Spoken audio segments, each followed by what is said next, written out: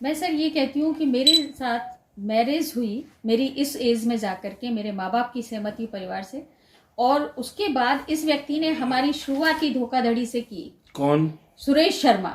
सुरेश शर्मा ने अपना बायोडेटा जब भेजा तो उसमें इसने लिखा कि मैं बीकॉम हूँ और मेरा बेटा एमकॉम और बहू एमबीए, जबकि पाया गया कि जब इसने कोर्ट में शपथ पत्र दिया तो उसमें मैट्रिक फेल और बेटा 8वीं फेल।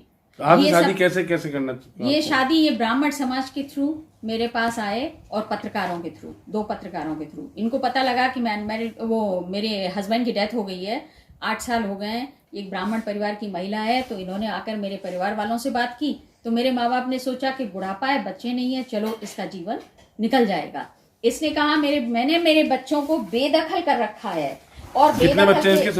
सुरेश शर्मा के एक बेटा और 3 बेटियां हैं। तो इसने मुझे ये एफिडेविट दिया और एफिडेविट में क्लियरली वहां आगरा के अमर उजाला में 2013 में निकला हुआ कि मेरे बच्चों का मेरी संपत्ति से कोई लेना देना नहीं है। ये देखिए आप 16 में फिर निकाला है इसने। तो जो व्यक्ति इस झूठ के आधार पर आया और उसके बाद 2 साल ये चैन से रहा जब तक इसको मैंने एस्टेब्लिश नहीं कर दिया। उसके बाद जैसे ही इसके बेटे बहू को लाने का इसने हल्ला मचाया, मैं एक महिला हूँ, माँ होने के नाते, एक बहन होने, मैं सबके परिवार की चीजें समझती हूँ। हाँ, सोशल मीडिया में भी हूँ।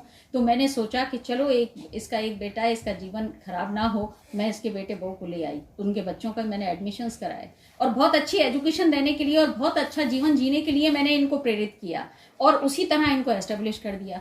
लेकिन बेटा चूंकि जन्मजात शराबी जुआरी चोर था, कुछ काम धंधा करता नहीं था, बाप के पैसे से जीवन चल रहा है इन लोगों का। इसके ससुराल वाले भी बहुत गए गुजरे लोग हैं। एक साला है जिसने 2 लड़कियों का जीवन खराब कर रखा है। तो ये परिवार इस तरह का था जिसने बरगला करके सुरेश शर्मा को इस स्थिति में ला दिया कि चोरी करने के बाद ये चालें चालू हो गई। हमें पता नहीं लगा। 17 में जब चोरी खुली, और चोरी भी आपको ही पता है कि मेरे पास ये वैशाली थाने के डॉक्यूमेंट हैं। कौन से घर में चोरी हुई आपकी? कितने लाख की? 135 गांधी पथ से मेरी चोरी हुई, इससे वैशाली से।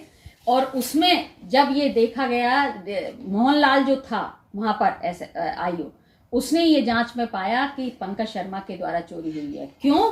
क्योंकि इसके मित्र के द्वारा ही ये बयान देकर गया विजय कि भाई चोरी माल मेरे पास पंकज शर्मा से आया, अब ये किसको गया, विमल ने कहाँ बेचा, मुझे नहीं, कि भाई चोरी माल मेरे पास पंकज शर्मा से आया, अब ये किसको गया, विमल ने कहाँ बेचा, मुझे नहीं पता। ये कौन है विमल? और विमल इसी के पंकज के दोस्त, ये चोर हैं। ठीक है। इनके थाने में फोटो लटके हुए हैं, ये हिस्ट्री सीटर हैं आगरा के थाने के।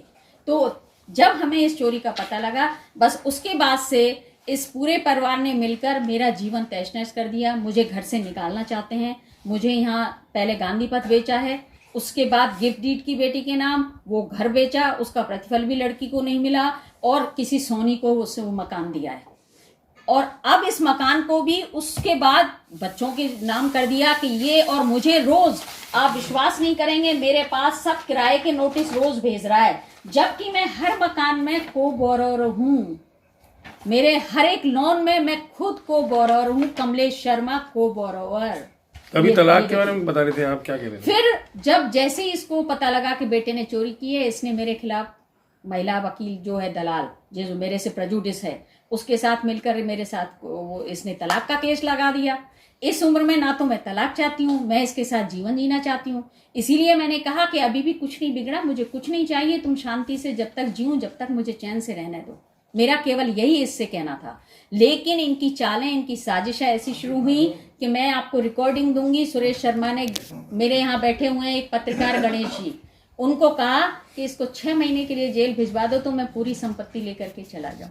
अब आप क्या चाहती हैं? अब मैं ये चाहती हूँ, मेरा आप सबसे ये रिक्वेस्ट है कि आप कमिश्नर हो, डीजीपी हो, मैं योगी तक जी के पास हो आई हूँ, मुख्यमंत्री योगी जी के यहाँ भी, इसीलिए क्योंकि आगरा का मैटर था। मुझे अभी तक, मैंने गृह सचिव को भी लेटर भेजा है, मुझे यहाँ पर पत्र आया राजस्थान सरकार के पास, लेकिन डीजीपी द्वारा और इन पुलिस चोर जो लाइसेंसधारी चोर हैं इनके द्वारा वो लेटर भी दबा दिया गया, और मुझे उसमें कहीं भी न्याय नहीं मिला है। मुझे चोरी में न्याय मिले। संतरा मीणा ने जो एफआईआर लगा रखी है 640/19 और 250/19 20 इनमें इनको दोबारा खुलवाया जाए, इनकी जांच की जाए, मुझे न्याय दिलाया जाए और इस संपत्ति को मेरे पति को ये कहा जाए कि मेरे पत्नी के अधिकार मुझे दिए जाएं।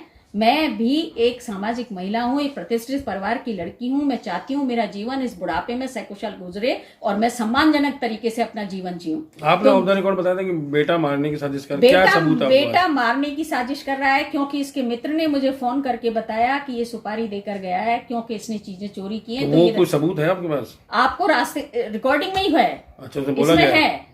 मेरे पास इसकी ट्रांसक्रिप्ट है, सीडी है, जिसमें ये उसके विजय ने भी न्याय नहीं मिला है, मुझे चोरी में न्याय मिले। संतरा मीणा ने जो एफआईआर लगा रखी है 640/19 और 250/20 इनमें इनको दोबारा खुलवाया जाए, इनकी जांच की जाए, मुझे न्याय दिलाया जाए और इस संपत्ति को मेरे पति को ये कहा जाए कि मेरे पत्नी के अधिकार मुझे दिए जाएं।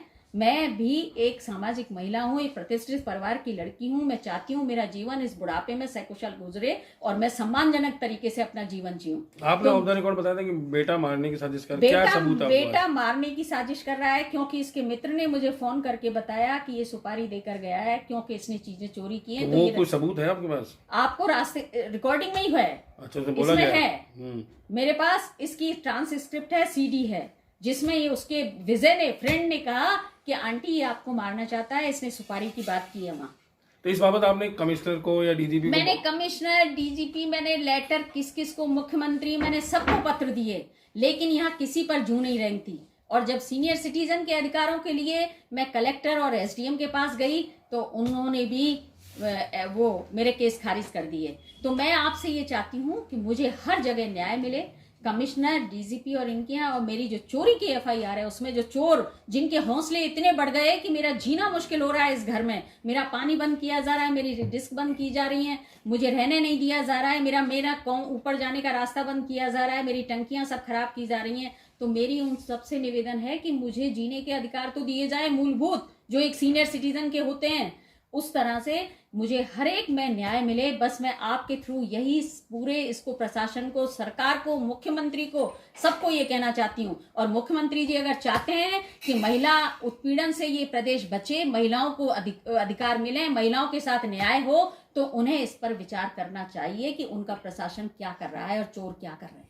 धन्यवाद। बस।